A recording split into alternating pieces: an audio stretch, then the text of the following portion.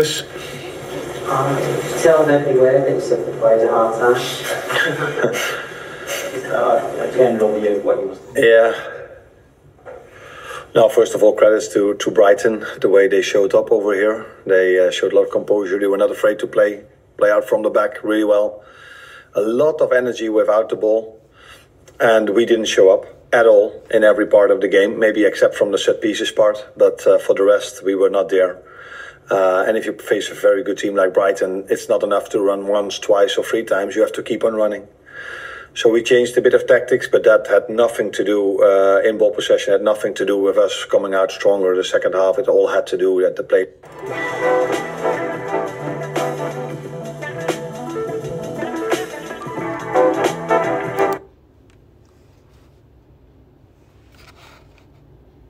Players showed a different attitude and different intensity. And therefore, I said a few things, we showed a few things, but it wasn't that I was screaming or fuming around. It's just making sure that players understand that this was not enough. And I think they felt it themselves as well.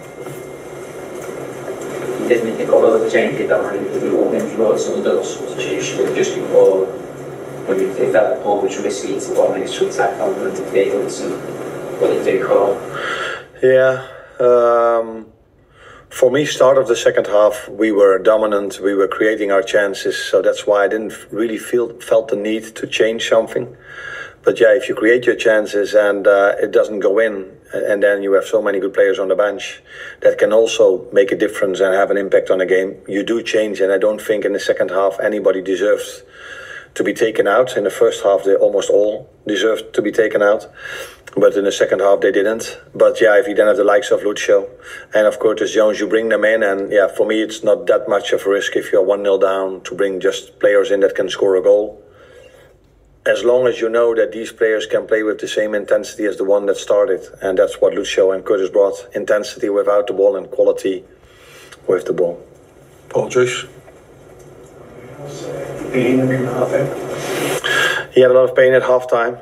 So it was not only the first half that was a big disappointment, it was also a disappointment that he had to go off because he's been really good for us the whole season. The good thing is that in that position I have two very good options as well with Joao Kwanzaa and Joe Gomez. I took Jarell off 5 minutes before the end in Brighton because for 20 minutes he was already stretching and I could feel and see that he was tired, which is not so strange because he hasn't played that much. And then for 45 minutes to go, I felt I have to bring someone in that is fitter than Jarell was during the week. Do you know the extent of the injury? No, we don't know yet. He had a lot of pain, but it's yeah, he hasn't been to the hospital yet, and maybe it's not even necessary to go to the hospital. I don't know, but it's always difficult to judge an injury in the first hour or the first 10 minutes after it happened.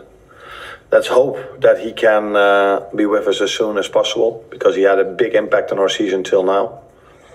But Joe deserved the trust I gave him today, because he played outstanding in the second half. James, Lewis? Go back to the top of the Premier League today. Arsenal lost, City lost. Do you see a big opportunity opening up in terms of this season?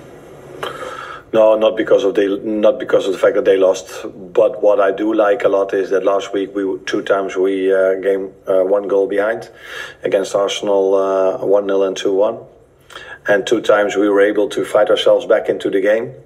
And in this game we were 1-0 down at halftime, which I think we deserved, and I think you agree with me.